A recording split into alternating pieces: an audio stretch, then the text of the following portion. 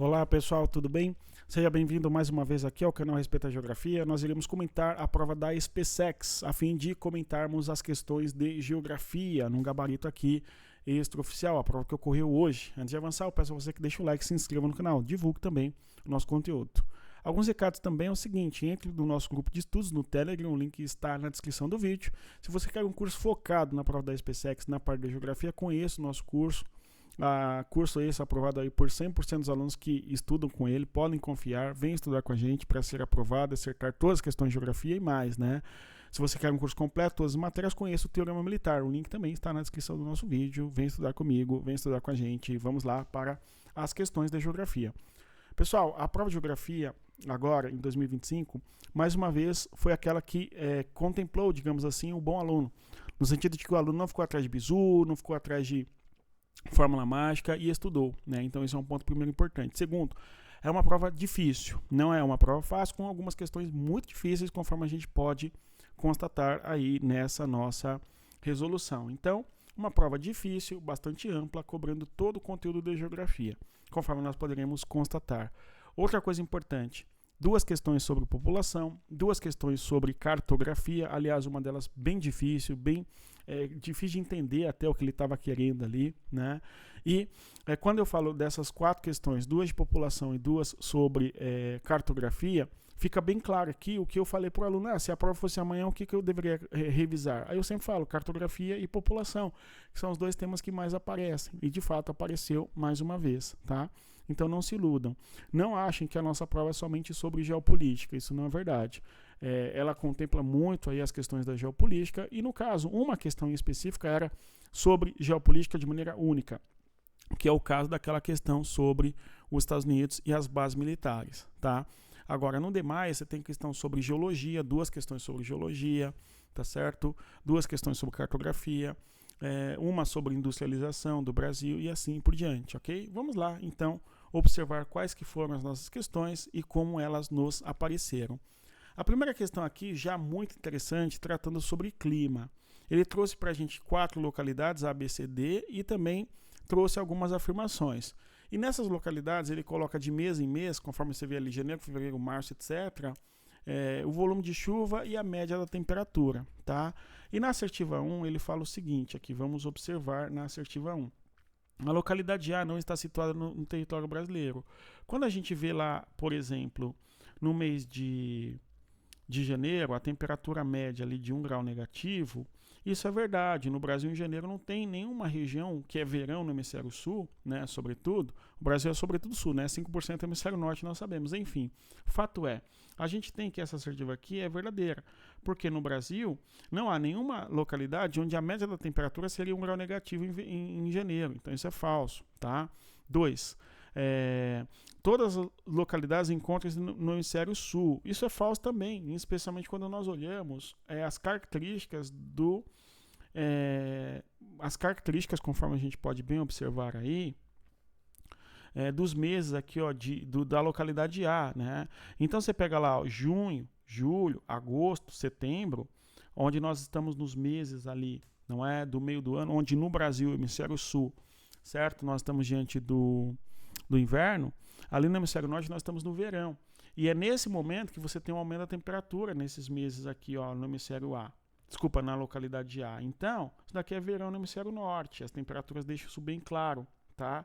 Então, ele fala que todos estão no hemisfério sul é falso, né? Então, a assertiva 2 é falso. 3. A localidade B está fora da zona intertropical. Aí você vê lá B, né? O volume de chuva lá, janeiro, 340 milímetros, né, cota pluviométrica, depois 322, depois 400 em março, chove muito, né, elevada a cota pluviométrica nos meses de verão ali na localidade. As temperaturas, em nenhum momento no B aí, você vê a temperatura abaixo dos 25 graus Celsius, tá? De janeiro a dezembro. O que significa que nós estamos diante do clima literalmente equatorial. Então, é literalmente aí região tropical. Ele fala que está fora da zona intertropical. Então, a assertiva 3 é uma assertiva falsa, tá? 4. A localidade C situa-se na região semiárida. Pelo volume de chuva, cotas pluviométricas lá de 81 no mês de verão chuvoso, pensando no semiárido brasileiro, depois você tem queda importante do volume de chuva lá, 6 milímetros, 5 milímetros, enfim, bem, né, baixo ali o volume de chuva, em alguns meses mal chovendo, como outubro, né, por exemplo, setembro. Então, setembro, né, no caso, é a assertiva verdadeira, a assertiva número 4 aqui. 5. A localidade D tem clima equatorial úmido. Pessoal, as temperaturas mínimas aqui, ó, no inverno do hemisfério sul, ó, junho, julho e agosto, né, no caso de julho, agosto, setembro, você vê a temperatura mínima ali, ó, nos meses de outono e inverno, que vão chegar a 14 graus Celsius na média, tá? E isso daqui é inverno no hemisfério sul, clima subtropical. Então é subtropical. Por que eu sei que é subtropical? Porque a temperatura cai nesses meses do meio do ano e a chuva, conforme a gente pode visualizar, é em torno de 100 milímetros mensalmente. Então não é o clima equatorial úmido, conforme isso gera assertiva. Então é falsa, tá? De modo que são verdadeiras ali a 1 e a 4, o que nos leva ao gabarito letra E de escola de I Love You, tá? Pessoal, deu para ver aqui a qualidade da questão e o aluno que estuda com a gente, ele sabe interpretar os climogramas. A primeira coisa que você olha para o climograma é se é hemisfério norte, hemisfério sul. Ele sabe solstício, equinócio, tudo que é exigido nessa questão aqui. A questão da cartografia um pouco e também sobre os climas, tá? Então é uma questão difícil porque traz uma série de informações, não na forma de climograma, mas esses gráficos poderiam ser construídos na forma de climograma. Esses dados, aliás, né? Mas não foi. Ele trouxe para a gente as tabelas, que estão muito bem feitas, a alternativa correta aí, conforme vimos a alternativa aí, tá? Que beneficia o aluno que estudou. Próxima questão, sobre a água. Já houve questões na nossa prova tratando desse mesmo tema, né?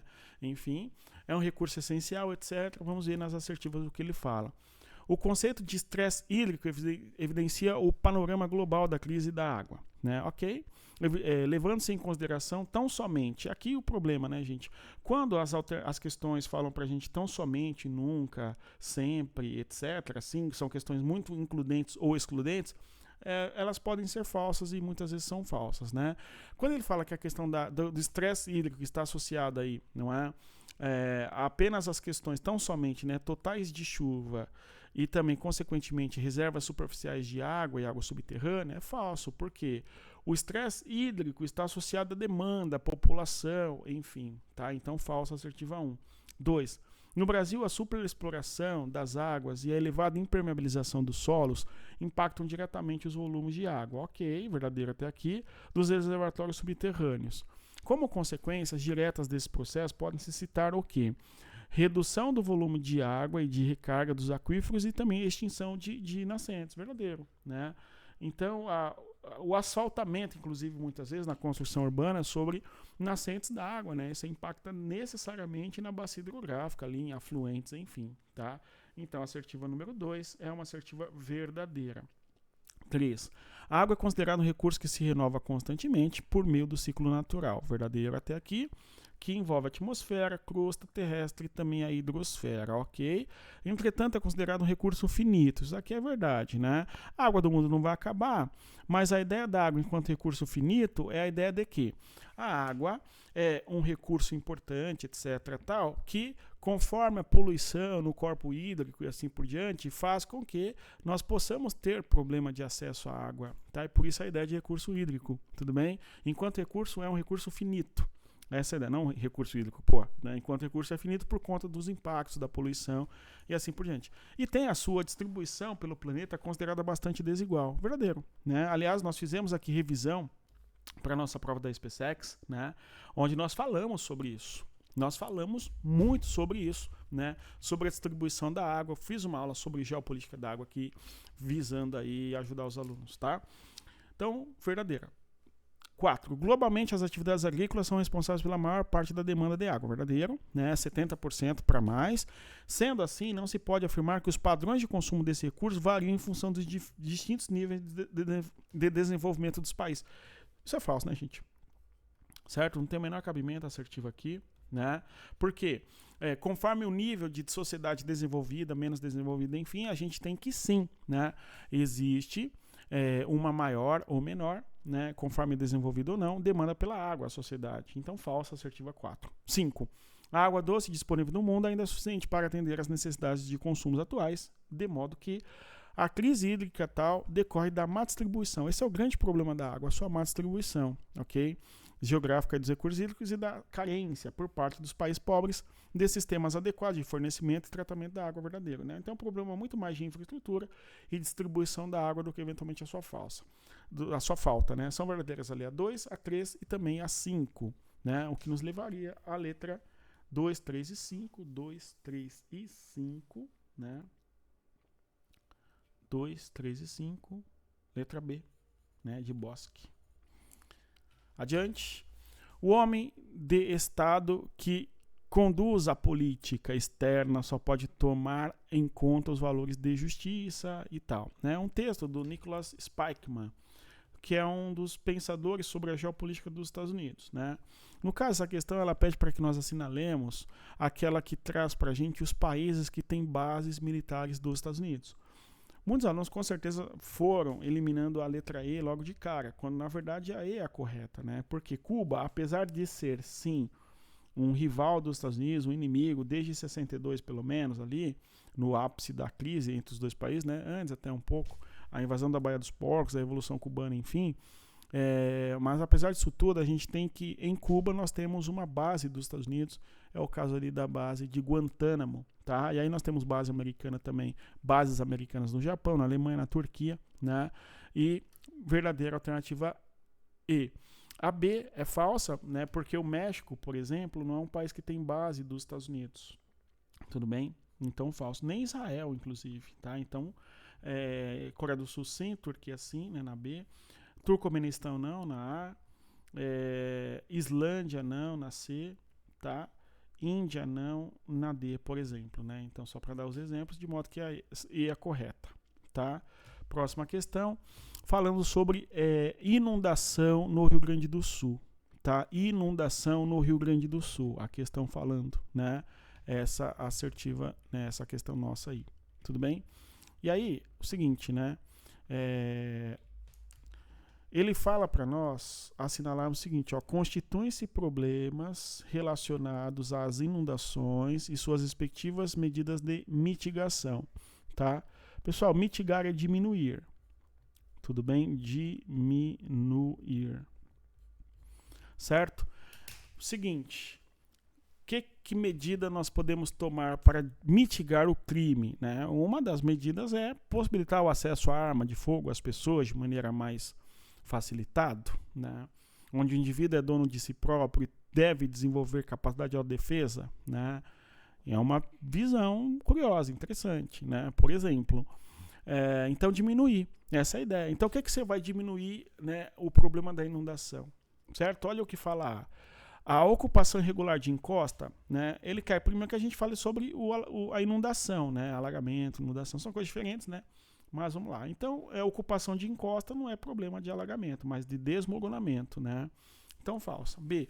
Elevada impermeabilização do solo, asfaltamento transforma o solo impermeável. Verdadeiro, né? Até aqui. Limpeza permanente do córrego, né? E do bueiro, dos córregos e bueiros, isso é verdade. Então, isso diminui o problema aí do alagamento, da inundação, enfim. O alagamento não tem a ver exatamente com a bacia hidrográfica, né? O alagamento é um problema de drenagem da água, tem a ver, no caso, com o problema da limpeza do córrego e tal, né? No caso, a alternativa B de Bosque aqui, tudo bem? Ilha de calor, não é esse o fato, né? Precipitação acima da média faz com que haja inundação, redução da porosidade do solo, não, tem que aumentar a porosidade do solo, pelo contrário, a alternativa D é falsa, tá? E racionamento de água, não, nada a ver, a alternativa B é correta, tá? Essa questão difícil, tá? Uma das questões mais difíceis da nossa prova sobre cartografia. E é uma questão bastante induzindo, né, o aluno ao erro, tá? Por quê? A gente vê ali o seguinte, ele coloca ali 0 grau e aqui 0 grau. Então a gente vai imaginar o seguinte, né? Aqui seria a linha do Equador, tá? Ok? E ali a gente pensa que seria o meridiano de Greenwich, né? Questãozinha nheca essa, né? Só que aí, beleza. Quando a gente vê a linha do Equador, né, ali a linha do Equador, enfim, não tem erro, o que acontece, né? Ele trouxe pra gente o seguinte, ó, norte, sul, norte, 30 graus, né, 45 graus, etc, norte. Então aqui é hemisfério norte que ele está trabalhando com a gente, hemisfério norte. Só que o Lazarento, né, ele trouxe pra gente aqui uma letrinha que muda todo o cenário. Aqui, ó, oeste. Tá? Tudo bem? Então, se aqui é oeste, ali não é. Aqui não é o meridiano de Greenwich. O meridiano está aqui, ó. Certo? Os alunos até sugeriram que a gente fizesse uma inversão, não é, do mapa na nossa questão aqui. E quando a gente faz o processo da inversão, a gente entende o seguinte, né? Ele está trabalhando com a gente da seguinte maneira, né? Ele está trabalhando com a gente da seguinte maneira, né? Ele coloca lá hemisfério norte, então aqui é hemisfério norte, perfeito? E se a gente inverteu a questão e ali é hemisfério norte, aqui, onde fica o meridiano de Greenwich, né? Aqui, ó.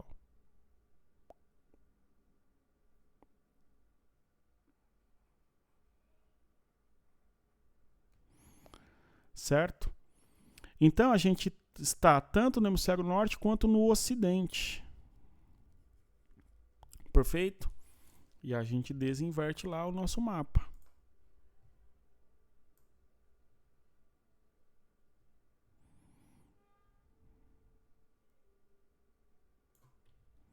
Perfeito? Então, ele vai falar para a gente nas nossas assertivas, né? Vamos lá. Alternativa A. Latitudinalmente, os 4 pontos estão localizados no mesmo hemisfério. Ok, verdadeiro até aqui, sendo que o ponto 4 possui temperatura média anual menor do que o ponto 1. Pessoal, se aqui é a linha do Equador, que a gente já falou, né? O que acontece? O ponto 4, né? O ponto 4 está próximo da linha do Equador. Então a temperatura média aí é maior do que o ponto 1, do que o ponto 2 e assim por diante. Ok? Então a é falsa. B. Os pontos 1, 2 e 4 estão localizados no hemisfério ocidental, né? E o ponto 3 é no hemisfério oriental. Não, todos estão no hemisfério ocidental, então é falsa, né? C. Longitudinalmente, os 4 pontos estão localizados no mesmo hemisfério, ok? Londres, Inglaterra, tem hora atrasada em relação ao ponto 3, né? No caso, Londres estaria para cá, né, gente? Se aqui é o 0, é o oeste, né? Entendeu? Então Londres estaria aqui. Então, para cá, a hora aumenta e para lá a hora diminui, né? Então, quando ele fala que Londres tem hora atrasada, não, Londres, estando Londres aqui, Londres tem hora adiantada em relação aos pontos 1, 2, 3 e 4, então a assertiva é falsa, certo? D. Os 4 pontos estão localizados no hemisfério setentrional. Brasília, ok, no hemisfério norte a gente viu isso, tá? Brasília tem hora adiantada, não é, em relação ao ponto 3, né? Então aqui o ponto 3, que está lá em 120 graus oeste, é oeste, a gente vê ali, ó, 120 oeste, 150 oeste, tudo bem? 90 oeste. Então Brasília está lá, conforme a gente sabe, em 45 graus, né, oeste, certo? Então, Brasília tem hora adiantada em relação ao ponto verdadeiro, né? Tudo bem? E os 4 pontos estão localizados no hemisfério ocidental. O ponto 1 tem hora atrasada em relação... Isso é falso, né?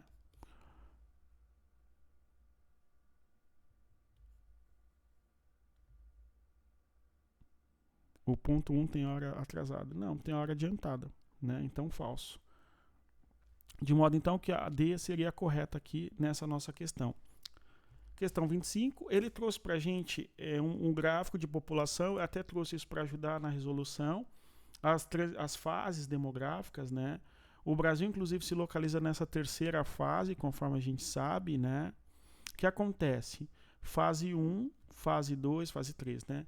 Olha só, taxa de mortalidade lá em cima, taxa de mortalidade lá embaixo.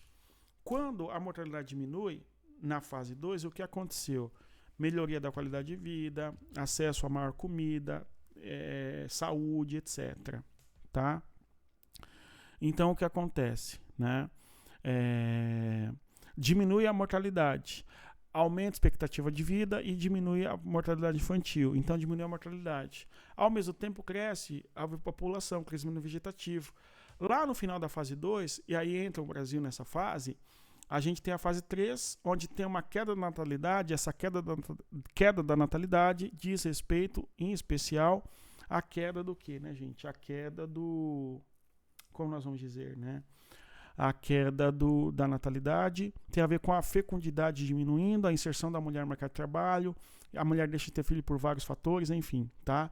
E aí, depois a resposta disso é uma queda, não é também da crescimento vegetativo, tá? E então esse gráfico é o que foi cobrado ali da gente nessa questão. Vamos lá observar. O gráfico lá em cima, né, gente? Começando lá em cima, né? Aqui, ó. Qual que é esse aqui, ó, vermelho, ó, taxa de natalidade. A taxa de natalidade, esse gráfico aí, né, é o número 2. Tudo bem? Qual que é a mortalidade ali, ó? Taxa de mortalidade. Vamos representar na cor roxa ali, ó, né?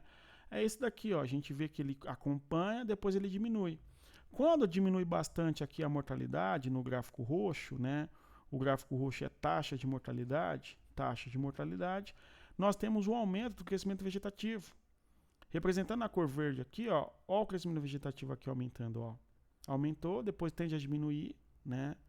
Depois, o crescimento vegetativo aqui, nesse exemplo que ele trouxe pra gente, o número 3, né, o crescimento vegetativo, tá até negativo. A população nesse país aí tá diminuindo, né? Por quê? Aqui, ó, 0, crescimento vegetativo está abaixo de 0, porque a mortalidade, que é o número 1, está acima do número 2, que é a natalidade, né? Que é o crise dos países europeus, certo? Que tem diminuição da população, enfim. Então, o que nós temos aí como resposta seria taxa de mortalidade número 1, né? Taxa de natalidade número 2 e crescimento vegetativo número 3, questão C de casa. Próxima questão número 27. Novamente sobre população, ele traz o texto sobre a demografia do Brasil, mas vai cobrar da gente sobre urbanização, né? Interessante isso, ele traz um texto sobre população, menor crescimento demográfico do Brasil dos últimos anos, enfim, né? Mas vejam só, né? Assertiva 1. O Brasil tem mais de 5.500 municípios, verdade? Tem 5.570, sendo que muitos deles são economicamente deficitários. A criação de novos municípios implica mais despesas para os poderes estadual e também poderes, não é, federal. Verdadeiro, assertiva número 1, verdadeiríssima. Tá? Então, a assertiva 1 é verdadeira. 2. A definição de áreas urbanas no Brasil segue parâmetros tal da OCDE. Isso é falso, porque a OCDE considera a população, né, ou aliás, urbanização, o espaço urbano concentrado que tenha 150 habitantes por quilômetro quadrado. Tá? No caso do Brasil, o critério para que nós tenhamos urbanização, cidade, é a porcentagem. É diferente, é bem diferente a classificação, né? Então a 2 é falsa. 3. A criação e gestão da região metropolitana é competência da esfera federal. Não, é competência da esfera estadual, desde a Constituição de 88. Então falsa 3. 4. A expansão do perímetro urbano favorece o aumento da arrecadação tributária das municipalidades. Verdadeiro, né? Aliás, de maneira bastante ruim, digamos, né? Os municípios consideram muitas vezes regiões rurais como sendo urbanas para cobrarem o imposto urbano, que é mais caro do que o imposto rural, né?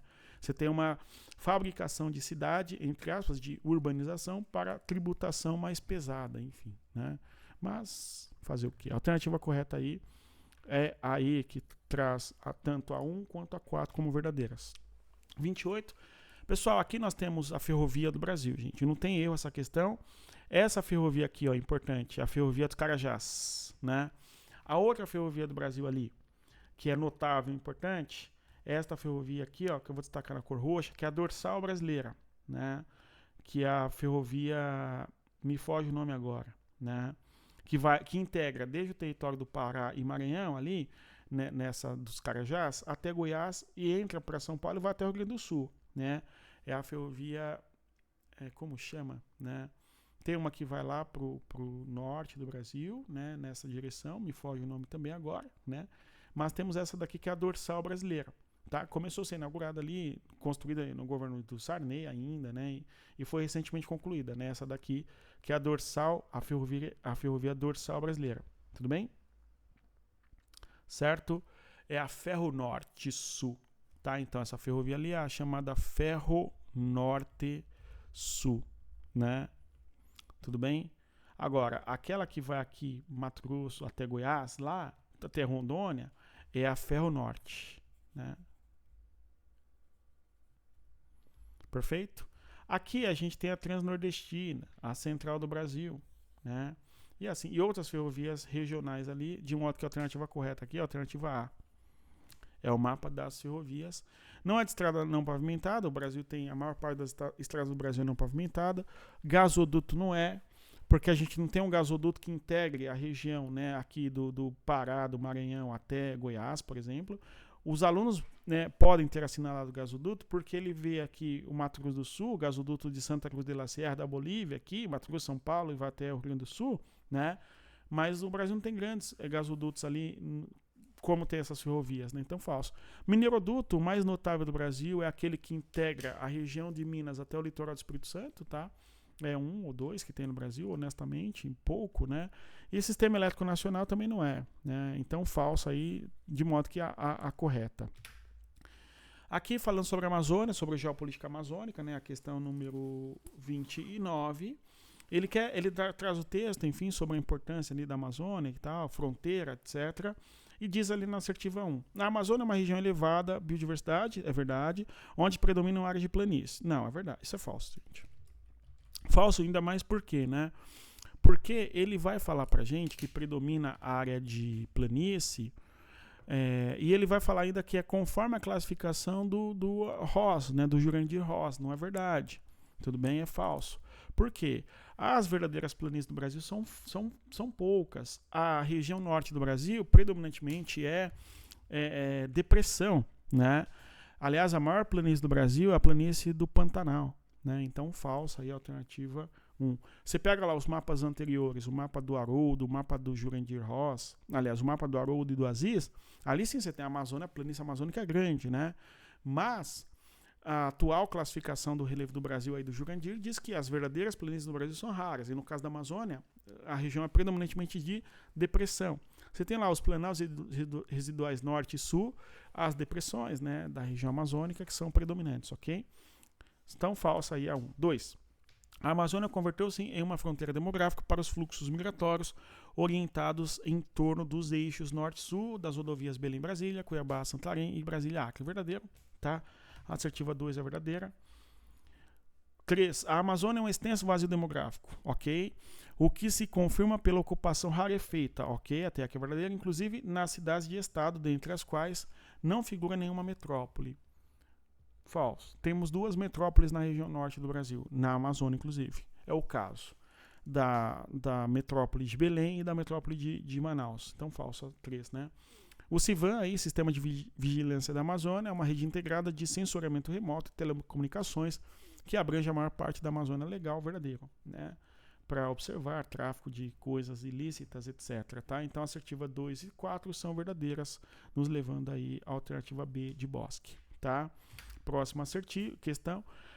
As ligações internas entre as ilhas econômicas. Essa questão aqui sobre industrialização do Brasil. Na minha avaliação, a questão mais difícil da prova da SpaceX na parte de geografia. Tá? Ele fala sobre ilhas econômicas, eram frágeis, pois os mercados externos tinham importância muito maior que o embrionário mercado nacional. No século XX, a industrialização rompeu o isolamento dos mercados regionais. Os manufaturais de São Paulo e do Rio de Janeiro, produzidos com tecnologia superior em escala industrial, invadiram todo o país. Então, o que está acontecendo aqui é o seguinte, né? Eu estou lendo o texto, né? Mas eu estava em cima, né? Mas não tem problema, você conhece a prova. O que acontece? A gente tem, né, o desenvolvimento industrial no Sudeste, como consequência, o que acontece? né? É isso que o texto está falando, que a indústria, a partir de São Paulo e Rio de Janeiro, e invade o Brasil todo. A indústria de São Paulo, o produto industrial de São Paulo e Rio de Janeiro é superior ao produto industrial e tecnologicamente falando das demais regiões do Brasil, tá? Então é disso que o texto trata, é disso que a questão está tratando com a gente. Tudo bem? O texto acima reforça uma transformação na estrutura econômica brasileira ocorrida entre as últimas décadas do século XIX e a primeira metade do século passado. Como uma das consequências diretas dessa transformação, podemos apontar o que, né, gente? Ó, alternativa A. O desenvolvimento complexo cafeiro agroexportador de São Paulo, pessoal, é interpretação, né? Então, como consequência do quê? Né? Da indústria em São Paulo que invade todo o Brasil. Tudo bem? No caso, o desenvolvimento do complexo de café, a ferrovia, o porto, etc., a Bolsa de Valores em Santos, aqui é primário, isso aqui não é consequência, aqui é uma causa, é fator primário, tá? B. A eliminação de impostos interestaduais que protegiam os mercados regionais, falso. Isso aqui é também causa, tá? A destruição da tradicional indústria têxtil doméstica do Nordeste é verdadeira, alternativa C, né? E está bem fundamentado no texto do Magnoli lá, que é a bibliografia aí do nosso edital, né, gente? Por quê? A gente tem surtos industriais no Brasil que precedem, a indústria de Vargas e do JK, né? Surtos industriais tanto no Nordeste brasileiro, indústrias de tecido, não é, de têxtil, indústrias com a colonização italiana e alemã no Rio Grande do Sul, por exemplo, no sul do país, e indústrias pioneiras também no Rio de Janeiro, certo? E aí o que acontece? A tecnologia superior da indústria de São Paulo, Minas também, né? E também Rio de Janeiro, sobretudo São Paulo e Rio de Janeiro, fez com que os produtos tecnológicos destas regiões fizeram com que as indústrias de outras regiões do Brasil não conseguissem concorrer com a indústria de São Paulo, tá? Então a indústria paulista, quando tem desenvolvimento têxtil, enfim, acaba afetando negativamente a indústria do Nordeste, tá? Então a verdadeira assertiva C aqui nessa nossa questão, tudo bem? D. A diminuição dos fluxos de nordestinos, pessoal, a consequência da indústria em São Paulo é o aumento do fluxo nordestino para São Paulo, né? Então falsa a D. E transformação centro-oeste no grande celeiro agrícola, isso aqui é dos anos 70, 80, né? Falso, alternativa C de casa, né? Questão difícil essa. 31, sobre relevo, mais uma aqui, né? O relevo não é estático, mas dinâmico. Então a modelagem do relevo é disso que trata a nossa questão. A respeito da atuação dos agentes expostos enunciado, a modelagem do relevo, né? 1. Como exemplo típico do intemperismo físico, as intensas variações diárias de temperatura muito atuantes nos desertos, podem ocasionar desintegração mecânica da rocha verdadeira. Intemperismo físico, né, gente? 2. Como agentes erosivos, os ventos conseguem transportar poeira fina por centenas ou milhares de quilômetros, fazendo atravessar inclusive mares e oceanos verdadeiro, né? E aí, a próxima assertiva, 3. No que diz respeito aos abalos sísmicos, a profundidade do foco em nada interfere na extensão da área afetada. Isso é falso. Muito falso, né? 4. Enquanto a epirogênese age em regiões estáveis da crosta, verdade, levando à ocorrência de áreas soerguidas, né, e rebaixadas, aqui é o efeito gangorra, né, isostasia da questão do relevo, né, enfim, a orogênese atua nos limites das placas tectônicas, resultando em dobramentos modernos e nas falhas, verdadeiro, né, gente? Então, a assertiva 4 aí é a assertiva verdadeira nessa questão nossa aqui, tá? E a última, comparando a possibilidade de atuação dos principais agentes envolvidos no temperismo físico e químico, conclui-se que as condições climáticas são irrelevantes. Isso é falso, de longe, né, gente? Porque o clima é um macrofator da natureza, modela muito o relevo. A chuva, o vento, isso aí é o clima, a manifestação do clima, através do fenômeno climático, né, gente? Então, falso, assertiva 5. Tudo bem? Então, de modo que a 1, a 2 e a 4 são as verdadeiras. 1, 2 e 4, alternativa aí, alternativa correta nossa aí. Ok? Nossa última questão, tratando sobre, né, cartografia mais uma vez. Então a nossa prova contemplou bastante cartografia, geologia, certo? Bem clima, geografia física, né, em boa medida. Então aí sobre mapa, né, sobre cartografia. Assertiva 1, vejamos o que ele fala ali na assertiva 1. Em um mapa, os elementos que compõem o espaço geográfico podem ser representados de diversas formas, ok? Verdadeiro, né, até aqui. Entretanto, diante da complexidade do espaço geográfico, algumas informações são sempre priorizadas. Verdade, né? O mapa é político. Dependendo do mapa, você chama a Cisjordânia, da Palestina, de Judéia e Samaria. Você omite o nome que aquele povo chama aquele território e dá o nome que um outro povo chama o território. Certo? O Trump aí, mostrando mapas para o mundo, chama a região do Golfo do México de Golfo da América, Golfo dos Estados Unidos, por exemplo. Né? Então, isso é muito relevante na cartografia, porque a cartografia é um instrumento geopolítico. Né? Verdadeira, assertiva 1. 2. No caso dos mapas e cartas topográficas, as escalas cartográficas utilizadas em sua confecção pouco ou nada interferem. Falsíssimo, né, gente? Ó, assertivo aí, falso. 3. Dependendo da escala cartográfica utilizada, um fenômeno que normalmente é representado de maneira pontual pode passar a ser representado de maneira zonal. Verdade, você mexe na escala, a realidade do mapa muda completamente, né? Verdadeira, aí, assertiva número 3. 5, né? 5 não, 4. Numa anamorfose geográfica, busca-se através da manutenção da escala. O problema está aqui, né, gente? Manutenção da escala. Isso é falso. Porque na anamorfose tem uma distorção da escala. Ele fala aqui, né? Manutenção da escala em todo o mapa. É falso. Demonstrar o grau de participação dos países em relação a fenômenos escolhidos. A segunda parte é verdadeira, só que ele fala manutenção da escala, isso é falso. E aí, a última. Estou bastante gripado, né? Quase que eu espirrei, mas voltando aqui. Né? 5. Nos mapas temáticos, os quais contêm informações selecionadas sobre determinado fenômeno ou temas do espaço geográfico. Desculpem. As representações quantitativas e qualitativas são mais relevantes que a precisão planisférica ou altimétrica. Verdadeiro, né, gente? Né? Então, aí a assertiva verdadeira. A 1, a 13 e a 5 nos levando ao gabarito letra C de casa. No mais é isso. Bons estudos, respeitem a geografia, né? E reitero o convite. Venha estudar com a gente, venha aprender geografia do básico ao avançado para que você consiga se sair bem na sua prova, tá certo? Bons estudos e até mais. Tchau, pessoal.